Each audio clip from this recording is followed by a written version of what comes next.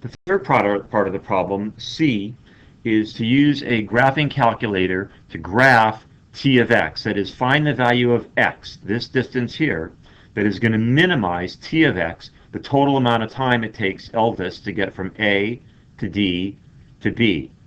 Now, when I looked at it, I thought that really since his running speed is so much faster than his swimming speed, I thought that x would be 0, that he would run all the way to C. But in fact, when I did the graphing, it turned out that it's not, that there is a shorter distance here that he could run that would still compensate for the slower swimming time. So I went to my calculator and I put in the two functions separately. I put in the r of x, the running speed, of 20 minus x divided by 6.4, the running time. I put in the swimming time, square root of x squared plus 144 divided by 0.9. And then I decided to combine the two into one function y3. And the way that I did that, I have my y3, and I'm going to make that, I'm going to go alpha f4, and I'm going to select y1, and then I'm going to go plus alpha f4, and I'm going to select y2, and now I have y1 plus y2. Well, I also spent a decent amount of time trying to figure out the window dimensions for this that would give me a graph that would look right, and this is really what I came up with. Even though the distance x that I'm looking for is going to be, it can't be less than 0, I put a negative number in there because I wanted to get a better picture of what the graph looked like. And the same thing for the maximum. I know that x wasn't going to be the full 20 meters, but I decided I would put in 20 because it gave me a better picture of the graph, and I left the scale at 1. Now, as far as the time goes, total time, I know I can't have a negative time, and I didn't need to go below 0 to get a better picture of the graph. And I put the maximum time of 20 and a scale of 5. So I graphed it, and I got 3 lines, or 3 curves is a better way of putting it. My first curve right here is linear, and so I know that that represents the running function, which is a linear function because x is only a power of 1. But then I have these 2 other curves, and I'm not really sure which one is which, because I know they're both quadratic, they're both going to be parabolas. So the way I can find out which is by pushing the trace button. And I have my little cursor blinking on my first curve, which is the linear curve, and I can see that that's my y1, there's my y1 function. I don't want that one. I go up, and I can see that the top curve is my y3, which doesn't really surprise me since I'm adding one curve to another one.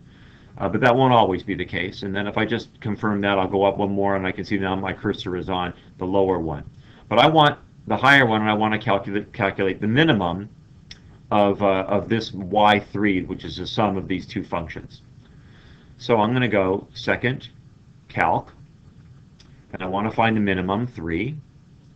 It took me back down here again, so I need to kind of go back up to the curve that I want, which is that one there. And it asks me for my left bound. Well, I can see that my minimum is going to be somewhere around here, so I'll just select my minimum here at -2, and I'll push enter. Now, my right bound I'll select as, let's say 4, and I'll enter there. So now I'm going to go enter because I don't want to guess, and it's going to do a calculation for me. It's going to tell me that my minimum on this parabola is 1.7. So my minimum x is 1.7. If my x here is 1.7 meters, that is going to be the shortest amount of time that it's going to take Elvis to get from A to D and then swim over to B. So Elvis is going to run 18.3 meters, and then he's going to swim 1.7 meters. Again, this kind of surprised me because I thought that the shortest distance swimming, well, clearly the shortest distance swimming would be this leg of the triangle, would be the 12 meters, and since his swimming is so much slower than his running, I thought that really that our x might end up being 0. So I just wanted to check it, even though I know that the calculator's right. So, but I did second, quit, and I did alpha F4, and I want to test my Y3. And the first thing I did was I said, well, let's evaluate Y3 for this 1.7 meters that they say is the minimum. And it tells me that the total amount of time, because my Y3 is my RX plus my SX, is 16.325. So I said, well, what if I made that X distance just a little bit longer? So he's running a little bit shorter and swimming a little bit longer. So I did alpha F4. Again, I clicked down to Y3, and I evaluated it for 1.8.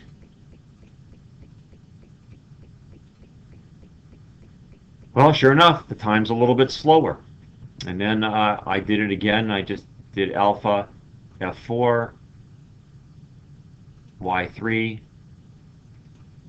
and I evaluated it for 1.6, so a little bit shorter distance for X, but a little bit shorter distance and a little bit longer time.